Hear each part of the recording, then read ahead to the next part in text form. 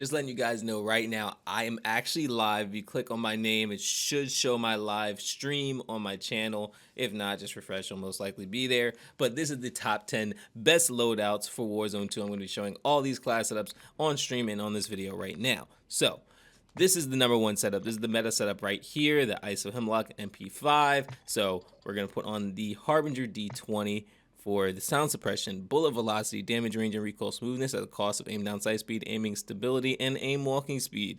Put the bullet velocity at 0.90 inches and the recoil smoothness to 1.22 ounces. Put on the filter T50 for damage range, bullet velocity, hip fire accuracy, and recoil control at the cost of aim down sight speed, hip recoil control, movement speed. I put on the damage range to 0.21 inches and the recoil steadiness to 0.15 pounds. This is the sweet spot. After this, it actually goes down, so that's not what you want. Keep it at 0.15. Put on the aim op V4, put the far distance maxed out, put on 45 round mag, and high velocity. Now this is controversial. I feel like it may be placebo, but I feel like I did better with high velocity. But if you don't want that, you can just put on TAC Ripper. But for high velocity, I put on the bullet velocity of 6.10 GR and the damage range to 0.29 Gs. Now, if I were to use the TAC Ripper, I mean, you don't adjust it that much. It's pretty much good at its base form. And just show you guys right now, this is actually my favorite AR to use. You really don't have to try that much. It's super easy to use, as you guys see. It doesn't take much effort, and in my honest opinion, like, anybody can use it. Doesn't matter how good you are, how bad you are. It's just gonna absolutely melt. So this is the meta AR right now, and I'm gonna show you the meta SMG as well, which in my opinion is actually two SMGs. I mean, in my opinion, people say it's the MP5. I still feel like it's the Fennec, but we're gonna move on to it right now. So the MP5, this MP5 is unreal. It's so good to use. So we'll put on the FSS shark fin for aiming out stability increase. I increased the aiming out stability at 0.18 inches and the recoil stabilization by 0.23 ounces. After that, it doesn't help anymore, so just don't change it beyond that. Put on the VLK Laser 7MW. I tuned the aiming out stability by 11.52 feet and the weight by negative 0.06 ounces for sprint to fire speed. Put on the mirror recoil 56 factory stock for aiming out stability, recoil control, sprint speed at the cost of aim walking speed, aim down sight speed, and crouch movement speed. I increased the aiming out stability at 1.32 inches. After that, it doesn't really help. And then the aim down sight speed by negative 1.29 ounces. After that, it doesn't really help anymore. I put on the 50 round mag and then the 9mm overpressured with a bullet velocity of 4.94 Gs, or GRs, and then the damage range to 0.45 Gs. This actually makes the target flinch as you're shooting them. So it's very useful. Just showing you guys how good this thing is. It doesn't take much effort to use. Very good. I highly recommend not using it long range just because you're going to struggle. You guys see, you're going to shoot everywhere except your target. So in this instance, the best thing to actually use this for is short and medium range. Long range, you're going to struggle unless you're really trying to keep your aim on point. So keep this to a short to medium range weapon and you'll do really good. Next, I'm showing you guys the RPK. The RPK is still, honestly, a long-range meta, so I got to give you guys a good build with it, and this is the good build. So, Polar Fire S for sound suppression, bullet velocity, damage range, and recoil smoothness at the cost of aim down sight speed and aiming stability. I increased the bullet velocity at 0.32 inches and also the recoil smoothness by 0.32 ounces. Put on the TAC 597 barrel.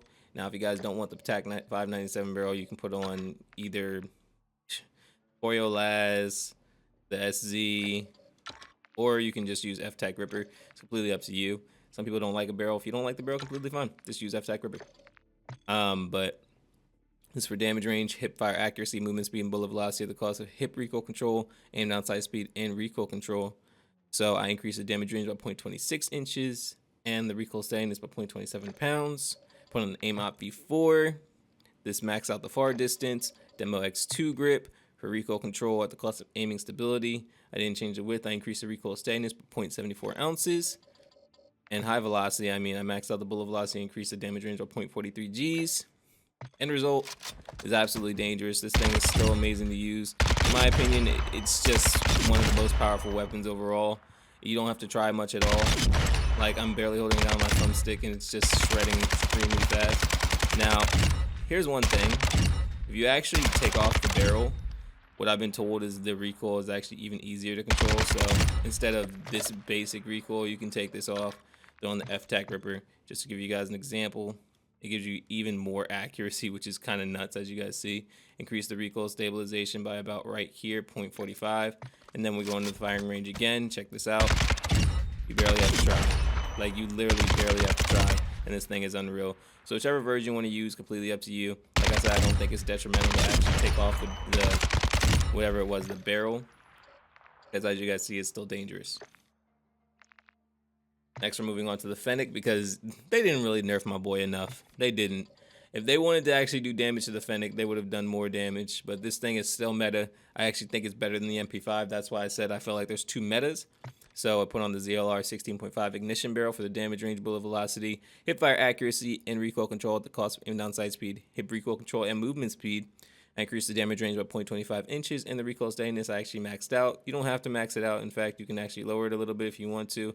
It's not really going to make a big difference whether you have it at 0.32 or 0.50. You're just probably going to lose more mobility.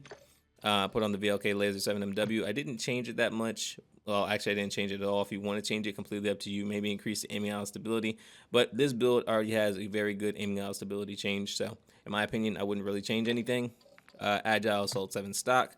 Increase sprint speed, aim walking speed, crouch movement speed, and aim down sight speed at the cost of aiming stability and recoil control. So I maxed out the aiming out stability and decreased the weight by negative 2.06 ounces to increase aim down sight speed. Put on the Fennec rubber grip for sprint to fire speed and aim down sight speed at the cost of recoil control. I increased the recoil steadiness by 0.42 ounces. Put on a 45 round mag, and this is the outcome. Despite all the recoil increases, you guys see this still has amazing recoil control. I would highly suggest using this if you want to get close range gunfights taken care of very quickly. Long range are a little more controversial because, as you guys see, it still does bounce all over the place. But short to medium range is where this thing absolutely shines, especially if they're in your face. You're just gonna absolutely shred them. So please use this build. I'm telling you, you might have more fun than using an MP5. Next, we're moving on to the Cast-Off 762, because this thing is low-key a meta that people don't really know about. So Polar Fire S for sound suppression, bullet velocity, damage range, and recoil smoothness at the cost of aim down sight speed and aiming stability. If you want to keep the bullet velocity at 1, you can. I mean, I don't think it really matters changing it slightly from the 0.70 regions to all the way over there.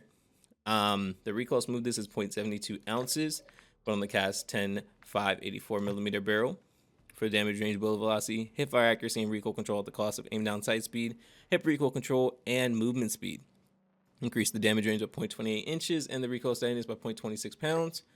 On an aim op V4, maxed it out.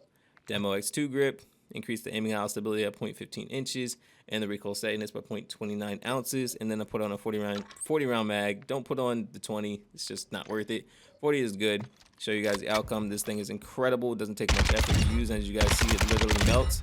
The bounce is not really that noticeable. Like, it bounces a little bit, but I think it's very easy to control, especially if you're just readjusting. As you guys know, the recoil pattern in this game is like one of the most inconsistent things in the world, because it can change literally every single time you get into a gunfight. But I think this is pretty consistent. Like, type of bullet, not bullet pattern, but recoil pattern this thing has, just very easy to predict, very easy to control. So in my opinion, this is a very good build. People that say don't have a meta build or just want to try something different. Next is the MX9. This is also something very different, which, I mean, if you want to try it out, you can. I just want to give you guys options. X10RR40, sound suppression, bullet velocity, damage range, and recoil smoothness at the cost of aim down sight speed and aiming stability. Max out the bullet velocity, but you don't have to max it out. In fact, if you don't max it out, you might get more. Put on recoil smoothness to 0.86 ounces, 508mm rear grip. For damage range, hip fire accuracy, and bullet velocity at the cost of aim down sight speed and hip recoil control. Put the damage range maxed out, but like I said, you don't have to. In fact, it doesn't make that much of a difference. In fact, it just hurts it way more. So if you want to put it to about 0.20, you can. Recoil steadiness at 0.19. VLK Laser 7MW, Slimline Pro, and 32 round mag. Here's the outcome. This thing is actually very, very good. I'm surprised that people don't really use it, because it absolutely shreds. Now, long range, I don't think it's perfect, but it is good. But this is a weapon that I think a lot of people could actually have a great time with. Despite it not being used that much, I do think that it's actually worth giving a try. Long range is not perfect, but short to medium range, as you guys see, it just absolutely shreds. So try that out if you guys want to. We have the TAC 56 and the Vaznev 9K. This thing is unreal, trust me. The meta for these are just so broken. Like, it's still amazing. Harbinger D20, sound suppression, bullet velocity, damage range, and recoil smoothness at the cost of aim down sight speed, aiming stability, and aim walking speed. Increase the bullet velocity of 0.81 inches and the recoil smoothness by 0.54 ounces. Put on 17.5 Tundra Pro barrel. max out the damage range, but you don't have to do that. I mean, you could honestly lower it, help you out a little bit, maybe put it to 0.20, and then recoil steadiness at 0.35 pounds. Put on high velocity, max out the bullet velocity. If you don't want it maxed out, I mean, you actually might lose some benefit. This is one of the only ones that actually helps when you max it out. Damage range is at 0.61 Gs. Put on 60 round mag. If you want to use 40, completely up to you, but I just think 60 would be a better option for Battle Royale. FSS combat grip for recoil control at the cost of aiming stability. So I increased the aiming out stability by 0.35 inches and the recoil steadiness by 0.55 ounces. To show you guys how amazing this is, it literally does not move. It's one of the only weapons that actually did not get nerfed with this update. So the fact that it didn't get nerfed means this thing is still able to go on an absolute tear, and you're not going to have a hard time using it. So give it a try. I know you'll love it. The Vaznev 9K. This thing did get nerfed, but this build makes it so it doesn't even feel like it was nerfed at all. Put on the NNRR40 for sound suppression, bullet velocity, damage range, and recoil smoothness at the cost of aim down, sight speed, and aiming stability.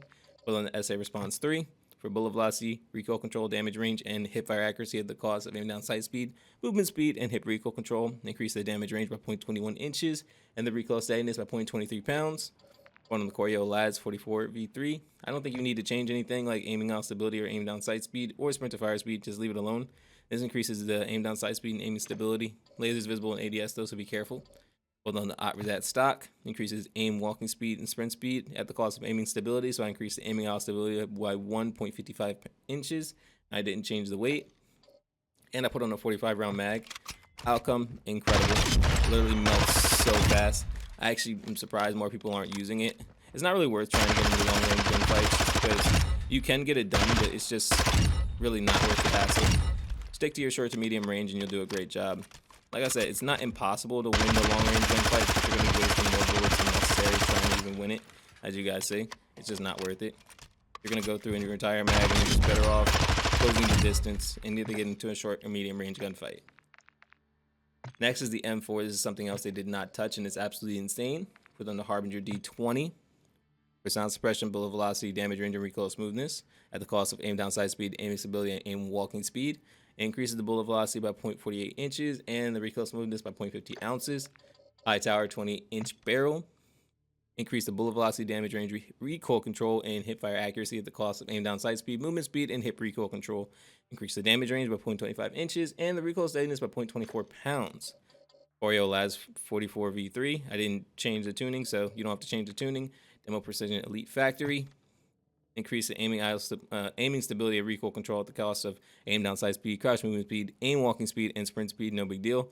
I increased the aiming out stability of 1.08 inches, and I decreased the weight by 1.42 ounces to increase aim down, sight speed. Put on a 60 round mag, and as you guys see, there's no ammunition or anything like that. If you want, then I mean, feel free to switch the Koryo Lads for ammunition. I don't think it's necessary. Check this thing out. It's absolutely insane. It melts extremely fast. So as you guys see, I don't think that high velocity is even necessary or anything along those lines, just because it already melts extremely quick.